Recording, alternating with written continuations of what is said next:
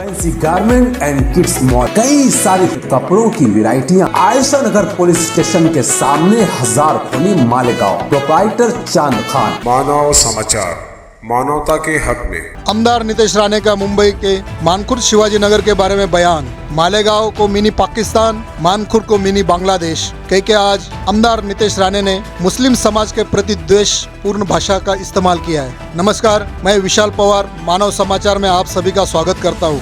पिछले कुछ दिनों पहले मालेगांव को मिनी पाकिस्तान कहने वाले आमदार नितेश राणे आज मुंबई में उन्होंने मानखुर्द स्थित शिवाजी नगर को मिनी बांग्लादेश कहा है। यहाँ के मुस्लिम स्थित इलाके में जाके उन्होंने कहा, मैं यहाँ खुद आया हूँ, मैं किसी के बाप से नहीं डरता। यहाँ जो महाड़ा की जमीन है, यहाँ पे जो बनी इमारतें, ये 15 दिन पहले इन्हें नोटिस दिया गया है, ये टूटनी चाहिए। यहाँ के अधिकारी ये सब इन्हें मिली भगत है, ये कुछ कर नहीं रहे। अगर इन्होंने जल्द से जल्द कार्रवाई नहीं की तो मैं खुद यहाँ आके बुलडोजर लेके आऊँगा और सारी जमीन खाली करूँगा। मैं किसी से नहीं डरता, मैं किसी के बाप से भी नहीं डरता, क्योंकि अभी ये सिलसिला शुरू हुआ है। यहाँ से शुरू होके ये अयोध्या तक जाएगा, काशी मथुरा तक जाएगा। यहाँ के जो हरे सांप है, ये ज्यादा दिन अभी यहाँ नहीं रहने वाले, इन्हें जल्द से जल्द यहाँ से हटाना चाहिए। ऐसा बयान आज नितेश राणे ने मुंबई स्थित शिवाजी नगर मानखुर्द में दिया है, क्योंकि महाराष्ट्र में मजबूत गृह मंत्री बैठे हैं और साथ ही बाला साहब ठाकरे के विचारों के मुख्यमंत्री बैठे हैं, और इन लोगों को जो भाषा समझ आती जिहादी, इन जिहादियों का बाप नरेंद्र मोदी है। जल्द ही हम इसे हिंदू राष्ट्र का निर्माण करने वाले, ऐसा आज मुंबई में स्थित मानखुर्द में आमदार नितेश राणे ने अपना बयान दिया। कोणाच्या पण बापाला पण घाबरत नाही, लक्षात ठेवा। आज या प्रत्येक अधिकाऱ्याचं नावासकट, प्रत्येक अधिकाऱ्याचं नावासकट नाव घेऊन तुम्हा लोकांना नागडे करून जाणाऱ्या अधिकाऱ्यांनी समजून घ्या, ही जी काय इकडे म्हाडा कॉलनी आहे, तिथे ही जी काही नूर आहे, इलाही मस्जिद जी आहे, ती म्हाडाच्या जमिनीवर आहे, म्हाडाचे अधिकार त्या जमिनीवरच्या आहेत। आणि मग कोणी अधिकार दिले? तुम्ही मला एक हिंदू म्हणून तुम्ही एक साधा प्रश्न सांगा, कुठल्याही मोकळ्या जमिनीवर चला तुम्हाला मी सांगतो की उद्या जावा आणि तिकडे एक छोटंसं मंदिर तरी बांधायला प्रयत्न करा, म्हाडाच्या जागेवर मिळेल का? तुम्हाला देतील का? लगेच येणार तावा तावाने, नाही लगाने का इधर, ये देखो म्हाडा का नियम है। अरे तुझ्या गांडीत ताकद आहे ना, तर जाऊन सांगण्यात त्या बांगलादेशी मुसलमानांना जाऊन सांगण्यात ना। आता भेटलेला मला हेमवाडच्या ऑफिस मध्ये तो म्हाडाचा ऑफिसर चड्डीत मुतत होता, एक शब्दाला उत्तर द्यायला जमला नाही त्याला। मी त्याला सांगितलं 8 दिवसामध्ये, पुढच्या 8-15 दिवसामध्ये अगर ती माझी जागा मोकळी झाली नाही, ते अनधिकृत तो काय ढाचा आहे ज्याला हे लोक मस्जिद म्हणतात, तो अगर पडला नाही तर 15व्या दिवसात त्या जागेवर आम्ही बुलडोजर घेऊन जाऊ आणि जागा साफ करून टाकू। जागा साफ करून जाणार आम्ही, नाही विचारत बसणार तुम्हाला। तुम्हाला एक आश्चर्याची गोष्ट सांगू का? आश्चर्याची गोष्ट सांगतो, तर त्या जमिनीवर जी ती काही मस्जिद आहे ना, नूरे इलाही, त्याला तोडण्याची ऑर्डर बघा माझ्या हातात आहे। आणि हे ऑर्डर कधीचे आहे? हे ऑर्डर आहे 22/1/2023 चे।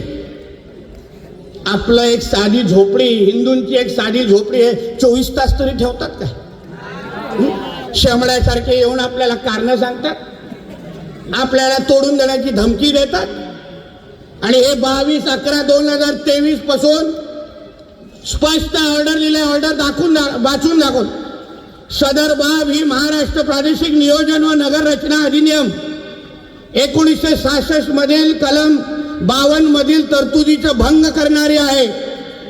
करिता सदर नोटीस प्राप्त झाल्यापासून 15 दिवस आत आपणातर्फे करण्यात आलेले अनधिकृत बांधकाम तात्काळ काढून टाकण्यात यावे, अन्यथा आपल्या विरुद्ध महाराष्ट्र प्रादेशिक नियोजन व नगर रचना अधिनियम 1966 कलम 52 व 57 मधील तरतुदी अनुसार सक्तीचे उपयोजना करून अनधिकृत बांधकाम तोडणे, अनधिकृत बांधकाम तोडण्याचा खर्च वसूल करणे व फौजदारी स्वरूपाची कारवाई करण्यात येईल.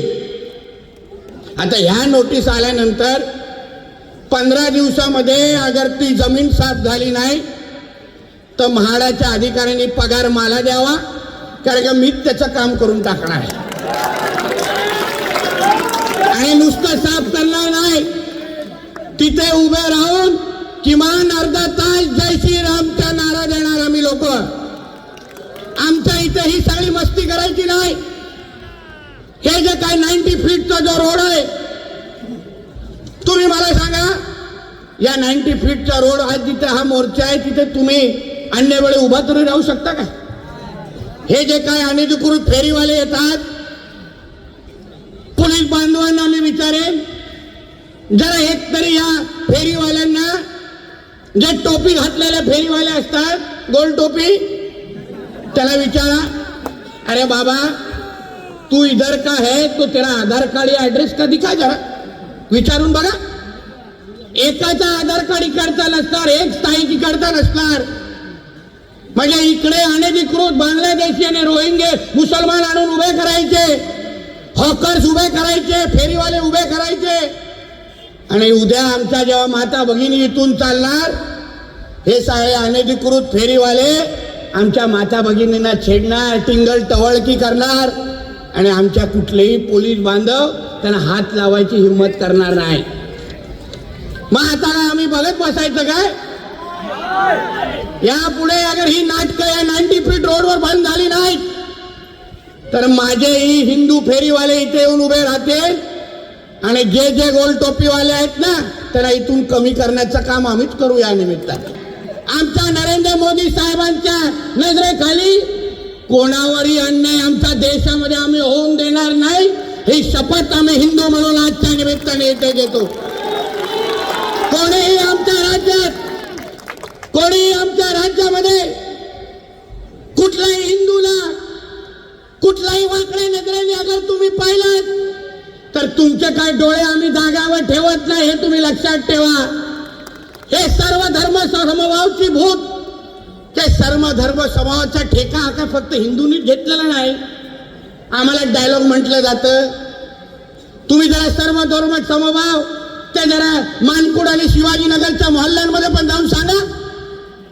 जिथे तिथे त्या मस्जिदीच्या बाजूला एक लग्नाचा हॉल बांधून ठेवलेला आहे, बाहेर हिरवा कलर दिलेला आहे आणि एका एक लग्नावर थोडी थांबतात.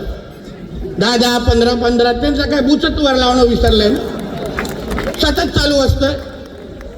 आणि मग पाहिजे तेवढे तिथे लग्न लावत बसणार आणि त्याच्यावर पण अधिकारी कारवाई करायला बघणार नाही. म्हणून यापुढे मी सांगतो, प्रशासनाला सांगतो, पोलीस खात्यातल्या आमच्या कर्तव्यदक्ष अधिकाऱ्यांना सांगतो की सर्व धर्म समभावाचे भाषण डायलॉग आम्हाला द्यायचा नाही. हा देश, या देशामध्ये सगळा पहिला अधिकार हिंदूंचा आहे. इथे सगळे अधिकार पहिले हिंदूंचे आहे, मग उर्वरित अधिकार या बाकी सगळ्या मायनॉरिटीज आणि अल्पसंख्यांचं, हे समजून घ्या. या देशामध्ये राहायचं असेल तर हिंदूंच्या गुणगान गाऊन राहायला लागेल, एवढं स्पष्ट या लोकांना समजलं पाहिजे. कोणीही इथे कुठल्याही माझ्या हिंदू समाजाच्या कुठल्याही व्यक्तीला कुठल्याही पद्धतीचा त्रास या पुढे दिला तर आज सारखे नुसते मोर्चे काढत बसणार नाही.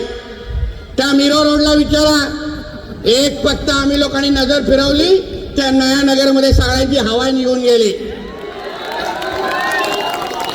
आणि तुमचा इकडचा तो निवडलेला लोकप्रतिनिधी आमदार काही नाही करू शकणार, मला काही करू शकणार नाही. त्याची विधानसभेमध्ये काय अवस्था केली बघितलं ना, फडफडत होता माझ्यासमोर, फडफडत होता. जास्त चाव केलं ना पाठवून टाकीन, जिथून येतोस तिथे नाटकं नको माझ्यासमोर. म्हणून इथे या मोर्चानंतर, या कार्यक्रमानंतर कोणाचीही दमदाटी अगर होत असेल तर आपण गप्प बसायचं नाही. त्याला कळलं पाहिजे हिंदूंची ताकद काय. तुम्हाला काय नाटकं करायची असेल तर जाऊन दाखवा तुमच्या पाकिस्तान आणि बांगलादेशमध्ये. आमच्या हिंदूंच्या राष्ट्रामध्ये राहायचं असेल तर आमच्या नजरेला नजर मिळवायची नाही.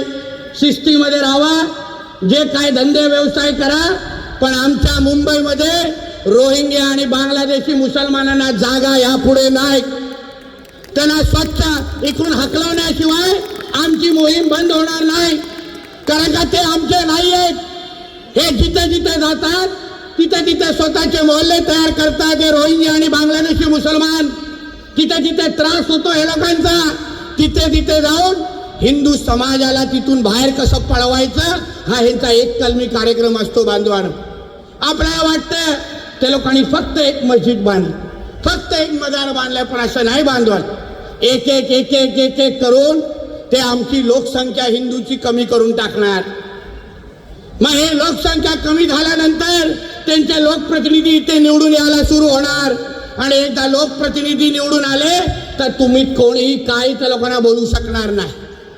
आज जे मोकळा हवेमध्ये तुम्ही जो श्वास घेताय, मोकळा हे काय भगवे झेंडे जे फडकवताय ना, त्यांचा उद्या राज्य आलं, त्यांची उद्या हिरवी वळवळ सुरू केली तर तुम्ही तुमच्या घरामध्ये पूजा करू शकणार नाही. असं तुमच्या घरामध्ये येऊन तुमच्या घराचे ताबा हे लोक घेऊन टाकतील.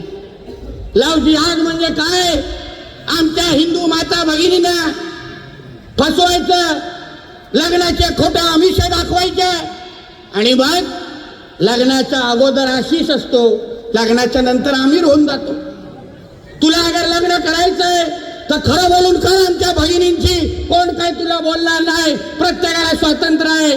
पण हे जे काय आमच्या माता भगिनींना फसवून अगोदर स्वतःचं हिंदू नाव दाखवायचं आणि मग नंतर तू भगवान का पूजा नहीं करने का, जय श्री राम नहीं बोलने का, तेरे को मेरे साथ रहना है तो इधर कुरान पढ़ना ही पड़ेगा, असं मग आमच्या भगिनींना सांगायला सुरू करतात.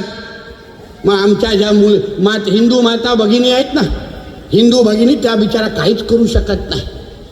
कारण आई वडिलांकडे परत जाण्यासाठी घाबरतात आणि मग घुसमटत घुसमटत त्याच्याबरोबर एकदा राहून स्वतःचं आयुष्य संपवून टाकतात.